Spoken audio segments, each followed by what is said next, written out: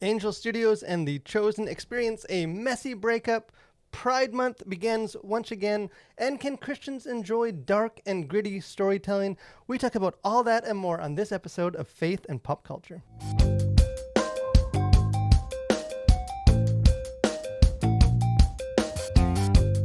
Hey, well, what's up, everyone? Welcome to episode number 13 of the Faith and Pop Culture Podcast. It is me, your host, Daniel, and I am joined at the desk, as I always am, by the sweet tea to my summer day, Mr. Samuel David Camp. What's up? It's definitely feeling like summer. We've opened the pool. We have a little, it's a small little pool, but our girls love it, and I do too. I jumped in it last night. So there's nothing like a nice cold pool for hot summer days. As you know, I think most of the world, it's just getting into summer, and I feel like pretty much full blown here. And yeah, June for me, it's summer, at least where we live. And here, just so here we're in the South. Just so we're clear with the metaphor, I think sweet tea is disgusting. So you take that. I grew up on sweet tea, but I haven't had sweet tea in ages, so I'm not really. I mean, it's fun. It cools you down. It just doesn't taste good. So yeah, I drink. Maybe apply that metaphor to our co-host. Relationship.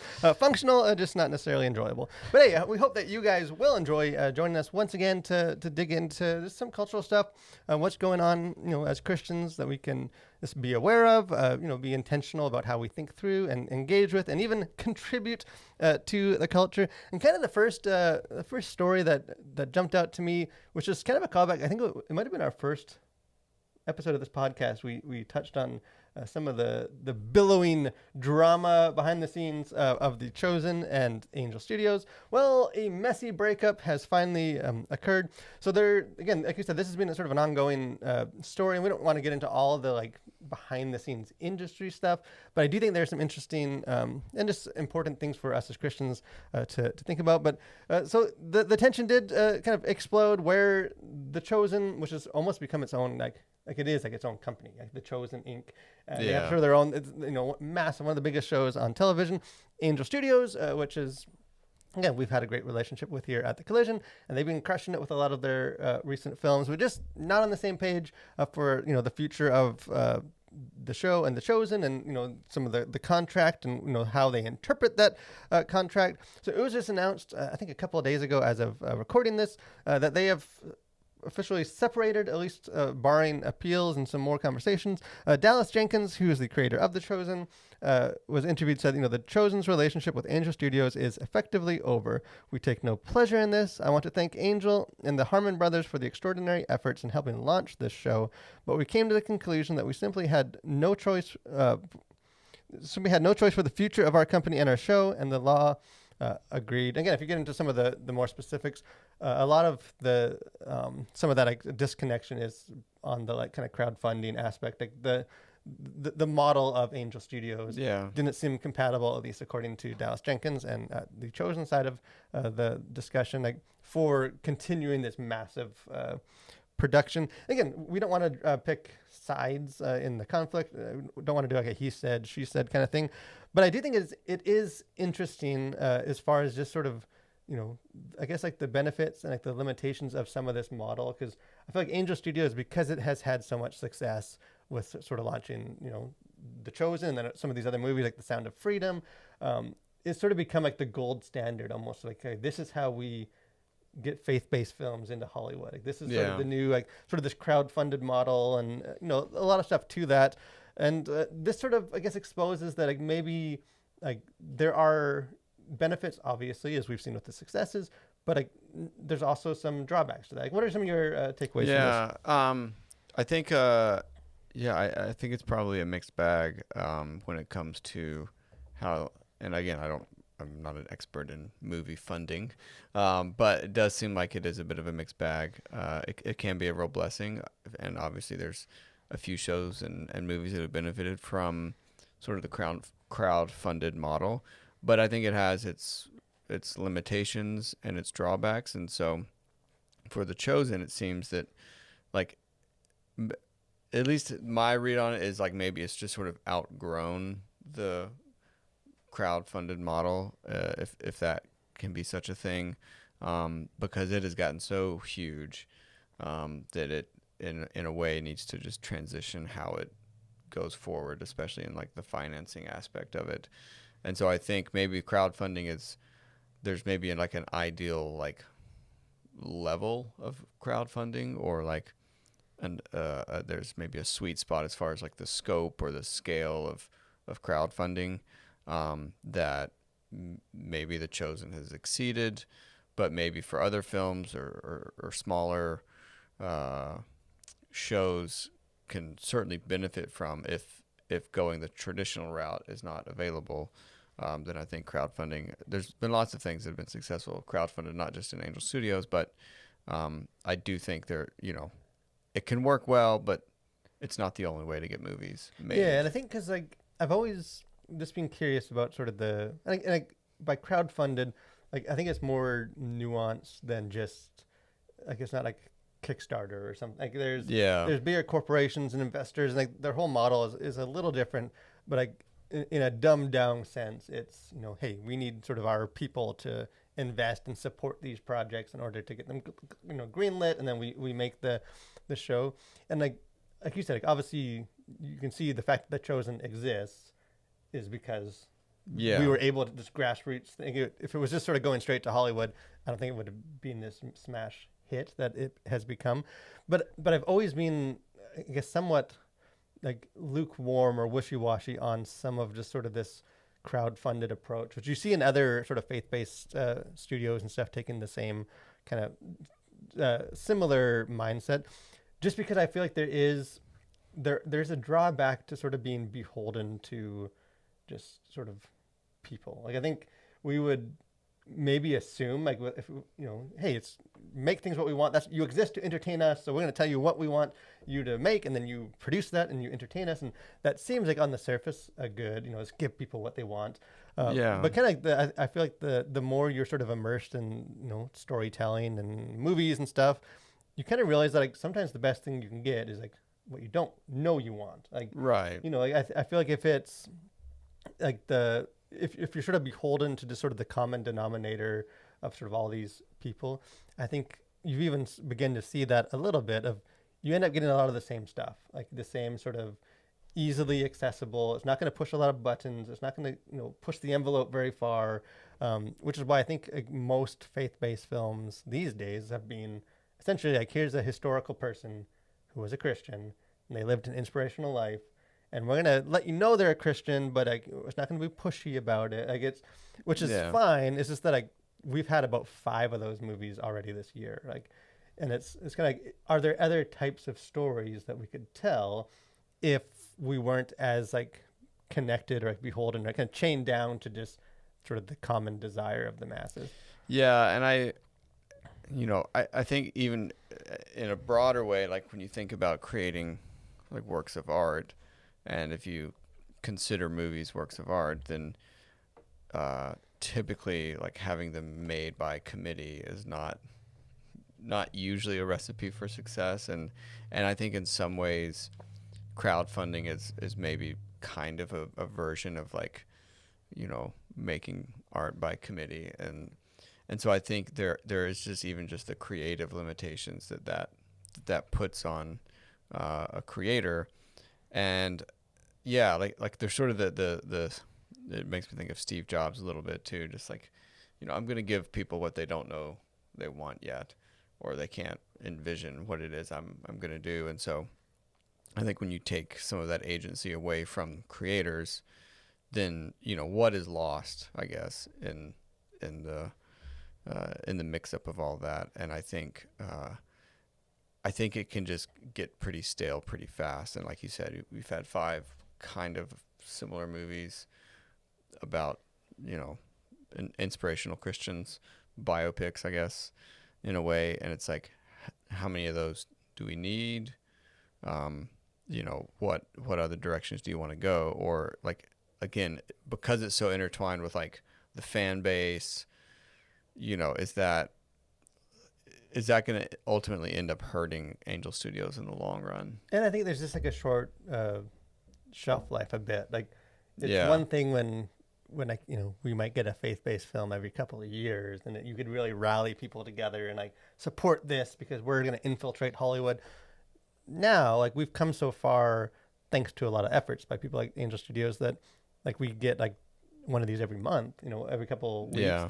And then there's other studios that are coming up, and then Hollywood's like, oh, I guess people go see this, so we're gonna make our own. And like, the more you get, the harder it is to rely on people like that approach of just sort of kind of the missional outreach. Yeah. Like, okay, go see this, like, because we hope you like it as a good movie, and it's made by creators that were trying to tell a good story, but like also because this is sort of our way to get into Hollywood, and this is and like, people can only do that with so many projects. Yeah, and I think that's the thing that has maybe made it successful in the past, is because it is sort of beyond the movie. It's like people see this as like a missional approach, I think. Like, we're not only supporting this movie, but like this is by extension like forwarding the gospel.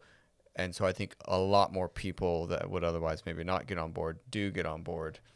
Whereas like trying to do this, be like, hey, we have this really great idea for this, experimental film we're making. It's got nothing to do with, whatever, inspirational Christian lives or what have you.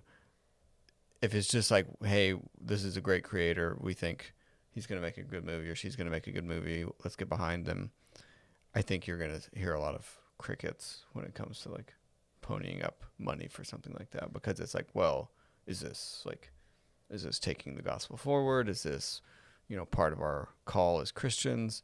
And so because all that is mixed up with the idea of funding movies or TV shows, you can go a lot further with it. But I think maybe this is the first sign perhaps of sort of the outer bounds of how far that can take you. And you almost wonder if like even something like Angel Studios will, as they've had more successful hits, like transition to be a bit more of a traditional, like, not that they lose all of sort of where they've come from or that model, but if they too will sort of outgrow some of that, like, because I would imagine you have to at a certain point, like you've got to move on from that model if you're going to be making other things. Like if you're trying to grow as a company, I think you're going to have to transition away from that. And maybe they don't want to, I don't know. And I do think like the game is, because of the success, has changed a bit too. Like I think like yesterday or maybe even today, I saw like The Chosen, like the new season will drop on CW, which like that's not the kind of show you normally get on CW. Like, yeah, like I feel like because it's become so successful, the reason it can kind of go out on its own is because Hollywood, like at large, seems like it's more embraced. Like it's well, there's an audience for it, so we can kind of allow it on our platforms, and maybe we can invest in some of these movies, and like so I feel like it's ultimately, I feel like it's a good thing. Like maybe, I don't know if Angel Studios feels like it's a good thing if they're losing The Chosen or some of that, but I feel like overall, I think it's another sign of success. But it just, for me, it raises some interesting questions as far as like, what is, in 10 years, is this still going to be the best way to make faith-based film? Yeah. Or do we kind of need to take note of some of this stuff? And obviously not everything or very few things are going to be at the success level of The Chosen. Yeah. So again, some things I think we will. Yeah, and I just wonder too, like, and I don't know all the ins and outs of how Angel Studios is organized, but if there is also not a way for future hit shows or movies to sort of, is there not going to be like an exit strategy? Like, does Angel Studios need to let go of some of these that really take off? Or are they going to be able to adapt to like the needs of future hit like if they obviously they want to create hit shows, and do they need to adapt their approach so that, when they do have, a winner on their hands, like they're ready to take that to a different place than obviously they did with The Chosen. So I don't know. And we've brainstormed. We have some script ideas that we've call us back and forth. So I think maybe we may be the guinea pig to see some of that one. How do they deal with the mass success of our festering story ideas? So stay tuned for that. Kind of the other thing, again, this is almost, we went back and forth a little bit on this just because there's so much like this venom involved in some of these topics and there's the internet's filled with just people, pulling out their flamethrowers on either side of the whole discussion. But that this is like June. We are now in June, the first episode of June, which means that it is Pride Month. Which again, if you're on the interweb, you know it's Pride Month because everyone has told you. Because everyone, your toothbrush company's probably told you. Your fast food place, your whatever ice cream you eat, every scoop of it is somehow connected to. At least that's the narrative, like how it seems, and it's become a very, incredibly divisive, heated kind of conversation. So we don't want to necessarily get into, like, we don't want to just add, fire to the billowing inferno of the conversation. But I did think it is such a significant conversation when it comes to like pop culture, because again, like, a lot of the conversation about Pride Month, like we said, there's granola bar companies and there's all the corporate stuff, but I feel like the majority of it centers in on media. Like it centers in on movies, and that sort of becomes the not the battleground. I hate sort of some of that culture war language, but like that becomes where like the arena where the rubber meets the road. However you want to say it. So now we get this a little bit. Can look at some of the what is sort of the narrative of this, and like as Christians, how do we navigate some of this? Like how do we, I guess for me at least, as I've been thinking about this, like how do you separate a little bit of like yes, there's sort of these corporate virtue single, stuff that seems like it's just pushed down your throat. You sort of have a lot of that.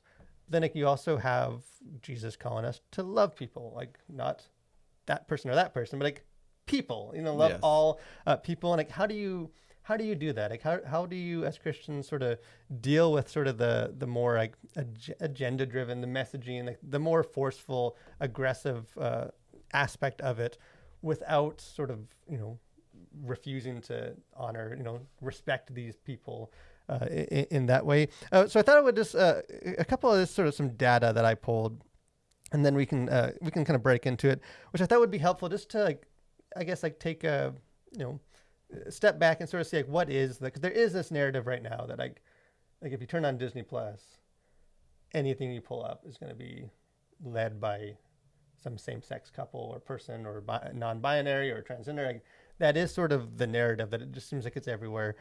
So I pulled up, I went right to the source of GLAAD and their website, and they do a thing called the Studio Responsibility Index, which there's... That's loaded. We'll circle around to the titling of that, but essentially this is their report annually where they try and hold studios responsible, but they take inventory of like how much representation of LGBTQ stuff is in their media, and they grade them like a elementary school report card on good, bad, needs improvement, and all of the above. And so last year's survey, 2023, which is the most recent one, obviously, they surveyed 350 films from 10 major distributors, which is all the big players like Disney and Amazon and Warner Brothers, all the ones that you would think of.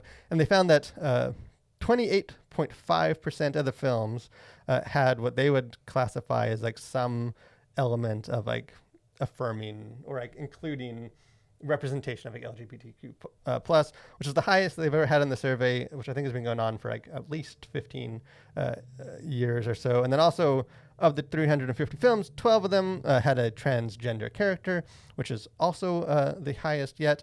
And a few more data points, they break it down by studio, which I thought was interesting, where you have like Netflix has 22% of their films, Disney 41%, Sony 21%, Amazon 34%. I think the highest was Warner Brothers, which was 42%, although significantly less films than something like Netflix has. And kind of the last thing, then we can start breaking this down a little bit. But they also have an interesting so that's like any, like if you see a character, the main character is, maybe a gay character, or in the background in a park, there's two women holding hands and they're implied to be romantic. Like those both count for, that film has, so it can mean there's a lot of nuance to get into with that, but that's a broad representation brush. Yeah. So it doesn't necessarily mean like, this film is about a same-sex romance. Like it can mean a lot of, it can mean that, but it can mean more. But there's also a number that 56% of the LGBTQ characters had under 5 minutes of screen time. So again, like the majority of sort of this representation is relatively minor role. Like there's not. Yeah. There are more prominent. But what are some of your thoughts for this data? Like, what anything that this stand out to you? Yeah, I think obviously like just the percentage of representation like across the board seems pretty high.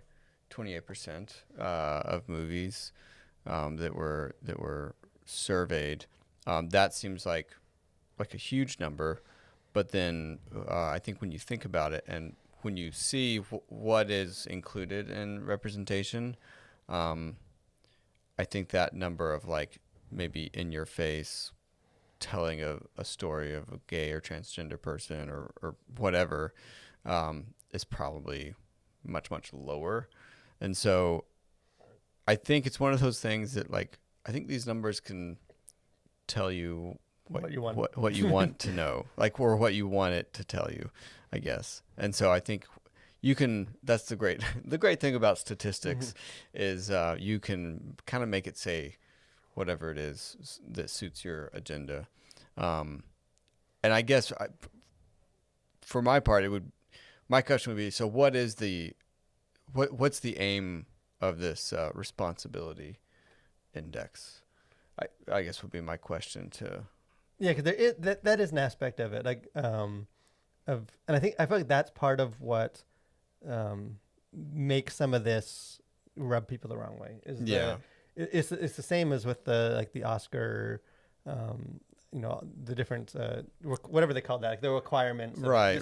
Films There's have to have this, and there are diversity quotas now to be considered. Some of the quotas for an Oscar. I feel like it's the kind of forced or like the pressure that the coercion aspect, I think, of some of this. Yeah, I feel like that's part that it's just like I feel like regardless of whether it's about LGBTQ stuff or any other kind of area of filmmaking or storytelling, like there's just something about that feels wrong. Like that. Yeah. That even if this sort of that narrative of like, hey, we're checking boxes is like, yeah, and like maybe it's not. That sort of HOA person or whatever. It's like, hey, I've come by and I've noticed that you've had this car parked in your lawn for 12 hours now. Are you going to move that? Like, there is sort of that like hall monitor, I guess, aspect of it that I think a lot of people would take issue with. Yeah, and I feel like that's. And I feel like that's even related to some of the more like, like is it, it's, on the one hand, like maybe we just have like, okay, here's a storyteller, a filmmaker that's gay, and they're telling stories, and some of that comes through. Yeah. But I feel like that gets, it's in the same sort of sea as the, the real corporate or the real pushy or the real flaunting in your face, support this. You need to, some of the pressure and. Which I feel like muddies up the whole thing and like makes it hard to have any kind of nuance to these conversations. Because like, obviously, like I do think because I feel like there's truth to a lot of the different angles you come at this. Like, sure. Like you said, going by these numbers, like yeah, it's definitely gone up. And I feel like just as like a parent, taking my kids to these, and like having them watch Disney Plus or whatever it is, like. You definitely notice it more. Maybe that some of it's just that's because we're sort of in that narrative ourselves, and you're looking for it. You notice it more than than maybe you did. Although, like some of the other numbers, so like, I don't know if it is as like strong as the narrative, like kind of the other side of the conversation. Like, is it like. Is the character sort of like in the back of a scene at a restaurant and like it's implied like, well, they're two men and they kind of look, they might be romantic. Like, is that sort of this agenda pushing narrative, or like, is there room for some nuance of like, it's there's more of it, and like there are agendas and there are things that are being pushed, but there's also a sense that Hollywood and films like reflect our culture and they reflect the experiences of the storytellers, and like. That is a growing, statistically, that is a growing experience. That is, there's more, same, gay filmmakers or whatever it might be. Like, so you can kind of almost have both. Like, I don't know if that's as satisfying at all. No, I don't think anything will be really satisfying.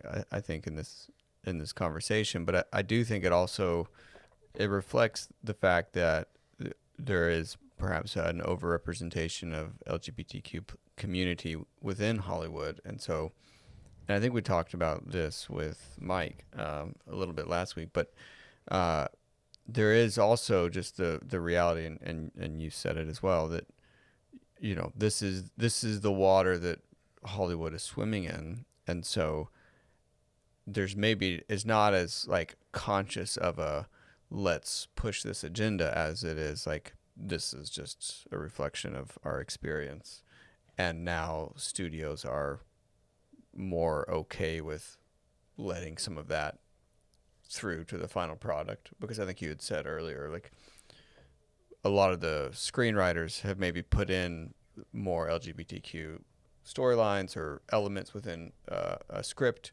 but studios would veto it in the past, and maybe less of that is getting vetoed. So I think it's both. This is a reflection of the people making the movies, and also there are just more people of this persuasion, and studios are more okay with letting that out to the general public than maybe they were in the past. Yeah, they're not like vetoing some or having script changes. Like, okay, well, as sort of cultures become more accepting of this, we'll let you tell this story. And then obviously things like Lightyear or Strange World, like Disney films that allow some of that in there and they don't do well, then that sort of shifts the narrative. Like, there's so many kind of factors. Which I think sort of the thing with Lightyear, I think that's what sort of just muddies up everything as well, because you have these stories with, that have an obvious agenda or have an element that's very much in your face, and then when that movie is panned at large, I think what really kind of muddies the water is it's like, well, that must mean that there's way more bigots out there than we thought there were. Where it's like, well, maybe not. Maybe it was just you made a bad movie that happened to have these elements in it. But it's like, I think oftentimes you're not allowed to, or there's this at least sort of tacit understanding that you're not really allowed to criticize, movies that have these representation checked boxes in them. And so I think there is sort of this like, well, you put this in a movie, it doesn't do well, like, and then the counter to that would then be people who can make a lot of money selling outrage can pick up on how badly this did, and it must be solely the responsibility of this agenda that they had in there, and then that just kind of inflames the whole dumpster fire. Well, it's like we talked about last week. There's a tendency to reduce everything to a very simplistic narrative. And I feel like that narrative because narratives sell. Because that sells, and it's just easy. It's our way of like understanding more complex things. And like there's truth to all the aspects of right. Like something like Lightyear. I think that the same-sex kind of subplot. I think that was a significant factor, but it also wasn't the only factor. Like the movie bombed. Across the spectrum, like no one went to see the movie. It wasn't just like a bunch of bigots didn't want to go see it. Like there's, and maybe that's sort of the takeaway from this sort of some of this Pride Month stuff of just as Christians to not get lost in too simplistic of a narrative for it. That where all it is sort of this sort of corporate agenda driven. Even if that is part of the conversation, but there's also just storytellers and experiences and films reflecting the desires or the yearnings or worldviews of our culture.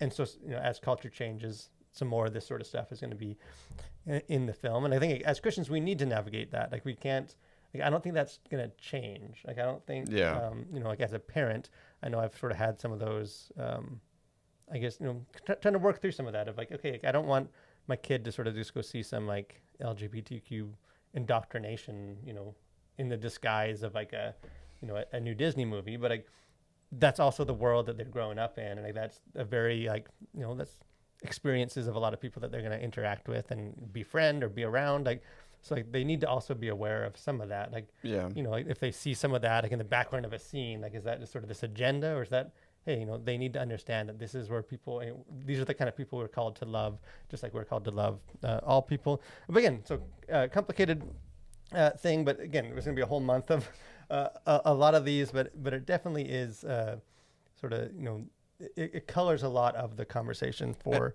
And I guess I would just say in closing, just remember that the internet is not real life. That's a good. I think that's an evergreen statement. Yeah, I'll just put that out there. So take it for what it's worth. One other thing I thought we'd sort of get into, because this sort of was sparked by some conversations about the movie Furiosa, which just came out a couple weeks ago, and apparently not a whole lot of people went to see it because it didn't necessarily do all that well. Which I'm surprised by, because I feel like, and I think you maybe mentioned this, but the Mad Max, I feel like it's a beloved.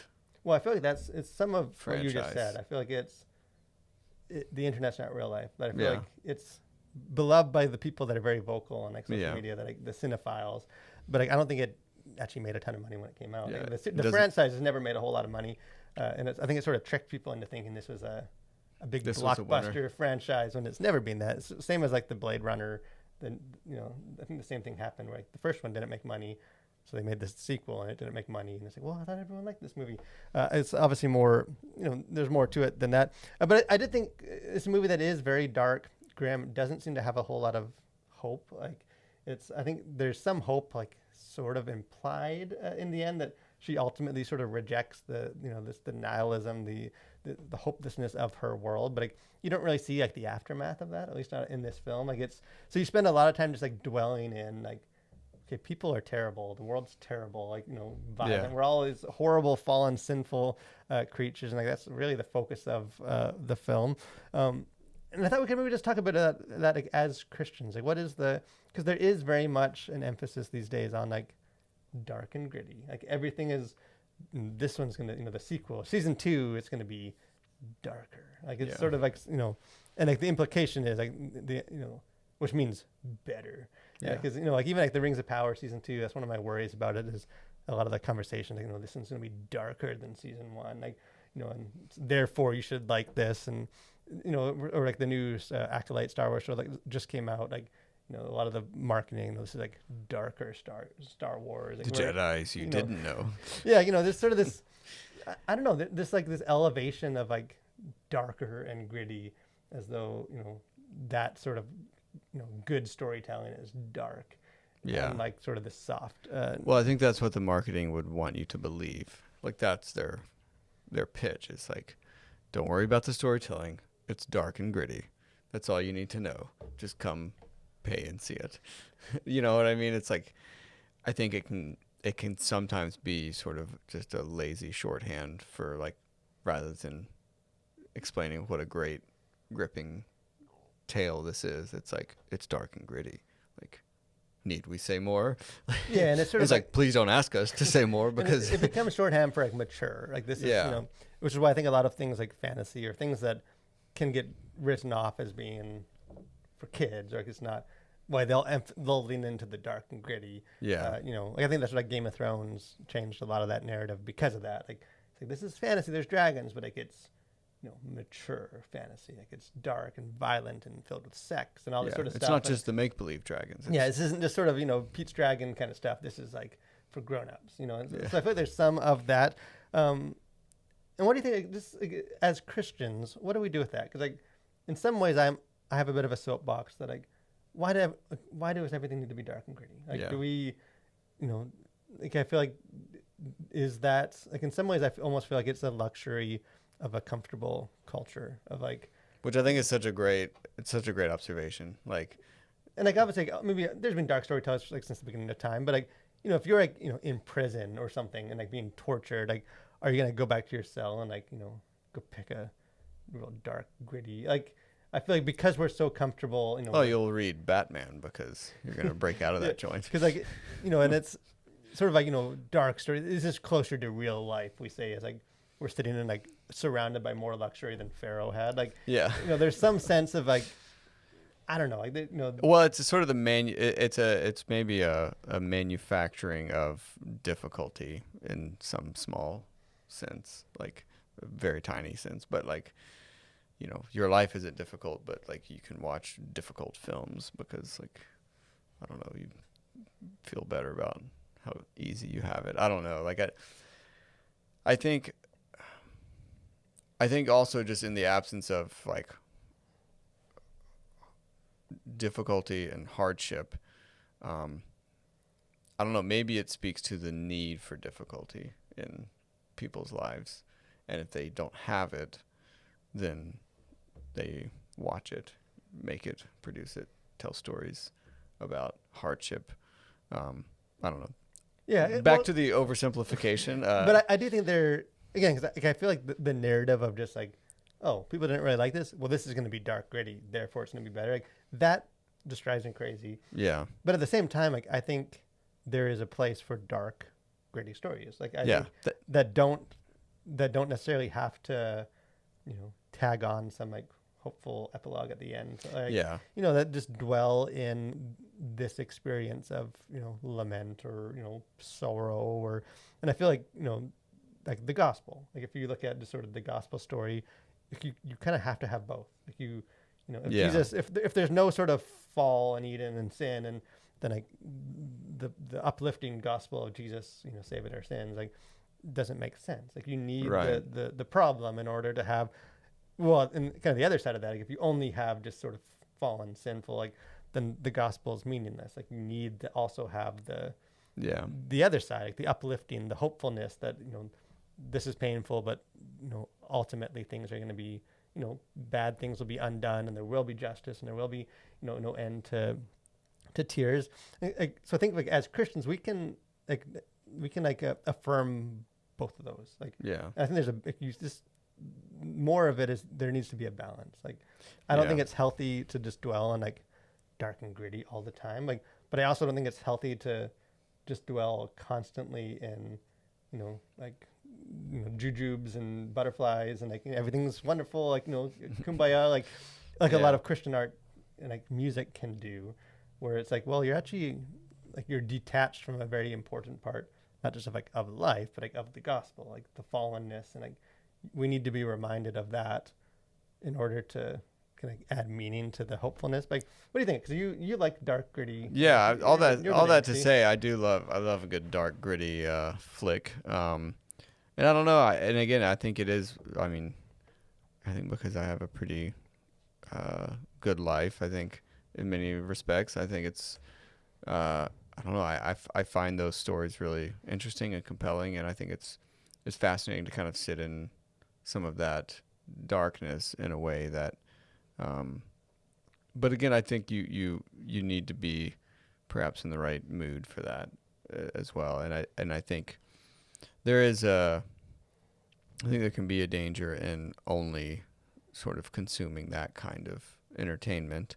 I think it has its place, and I think when it comes to more of the faith-based storytelling, I think there are some changes happening in that direction, but I think it tends to be more happy-go-lucky, all hope, very little problem, and so I think, or even just sugarcoating I know I don't know who said it, but like the critiques of a lot of sort of the traditional like kind of faith-based stuff is that like evil was never really evil. It was just sort of like naughty, like it's just sort of like bad, but it wasn't like you never, because there was a like a resistance to fully go into and just deal with those experiences and emotions and like that hope, because you sort of quickly wanted to retreat back to like that. But don't worry, it's okay, like the comfort, to the point that I don't know if some of the like the dark and gritty aspects of the stories ever had their full potential met. Like like they never really moved us as much because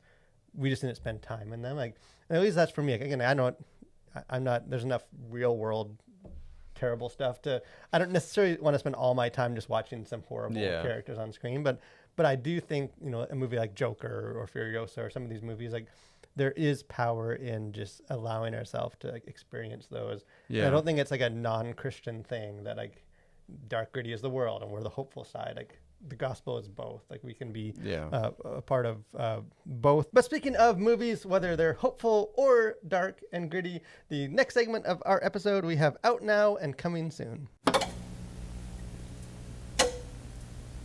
So kind of an interesting, a bit of a lull actually for like big movies. I feel like we've had a lot of good stuff coming out, like the most recent ones that I've reviewed, like we just talked about, Furiosa, Garfield, Sight, all those have been out for the last week or two now. There really wasn't a big movie last week. I don't know why that is, like why some studio didn't capitalize on what's coming up. Again, check out my full reviews for all those if you haven't already by this point. And this week, not a whole lot's coming out either. Like there's a couple interesting ones. Bad Boys for Life.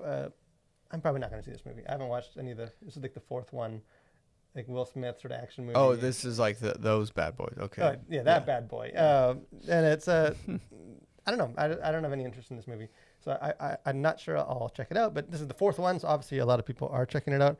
The Acolyte, new Star Wars show, is out. Is that out? That came out. It's out today, the day that we're recording this on Tuesday. So I haven't seen any of the episodes. I don't care. Like, that is one of those weird ones. Star Wars. That's kind of it's in an interesting place. Because like I love Star Wars. Like if you look at our set, like we have tons of Star Wars stuff. Like I'm pro Star Wars. Yeah. I'm just sort of checked out of Star Wars though. Like I'm not, and it's not even because of any like agendas or Disney Star Wars, any of these like hot takes. Like I'm just not interested in the stories they're telling. Like I haven't found any of the shows good lately, and the movies weren't good, and so I don't know. Maybe this show will be the one that draws me back in. The other movie that's coming out that I might actually be able to check out is The Watchers. I don't know if you've heard anything about this. This is M. Night Shyamalan. Is his daughter. Her first movie that she's directing. Okay. No, maybe I'm thinking of something else. And it's like a horror thriller. It's like a PG horror movie. So it's not like no, I'm thinking of something else. Okay, and it's like Dakota Fanning's in it, and I don't know. I like these sort of movies of like mystery and there's like horror, but it's like it's a PG-13, so it's not like this is some gruesome, bloody thing. At least you assume. And this is the daughter of M. Night Shyamalan, which is pretty amazing. Well, I think the M. Night Shyamalan movie I was thinking of was the one where it's like a serial killer in like a arena. Have you seen that? I forget what it's called now, but I think it's got Josh Hartnett as like he's a dad, but he's I guess also a serial killer, and it's like I don't know. It looked like pretty wild, and like hopefully you'll go see it. Yeah, and I always find like M. Night's movies, like he's a very spiritual person. It's like his movies are horror, but he tends to deal with some interesting themes and stuff like in his movies. So again, this isn't him, this is his daughter, but I'm curious if some of that comes through, if there is sort of some kind of spiritual stuff or I'm intrigued by it, so I might check that out. So stay tuned on our channel for that. But something that I think you will definitely want to check out is the final segment of this podcast. We have things we like that you should like too.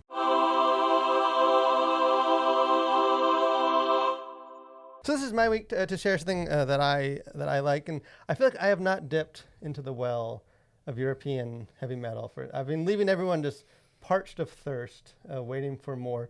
So I thought I would just share something that I like is my favorite band of all time, and that is Rhapsody of Fire, the great Italian power metal, symphonic metal pioneers. They've been around for a long time. A lot of classical elements, a lot of symphonic stuff, storytelling, songs about dragons, all the stuff that we want in our music. And just a formative, like if you picture back in the day when they used to like music stores, like you go and like buy CDs from a store, and there used to always be like the display with like a headphone, like a new album, and you could like test it out before you bought the album, like before the digital days. Like so picture like I think I was like probably 12, walk in there, looking around in the metal section, and you see an album with like a dragon on the front. And like little did I know that it's one of the opuses of metal, like Power of the Dragon Flame by Rhapsody. Put that on my ears, push play, and my life has never been the same. So I don't know if you, Sam, if you're intrigued. I feel like I've been trying to get you. I actually saw them when they toured, I think a year ago from today. Nice. I saw them in tour, and I'm still riding the buzz from that. But are you interested in music about dragons and swords and I could maybe get into that. I'll have to put it on my like up next doc there in Spotify and try and get to that. Behind all the other music recommendations that I keep giving you. Yeah. They're all there. They're all there, just waiting to be played.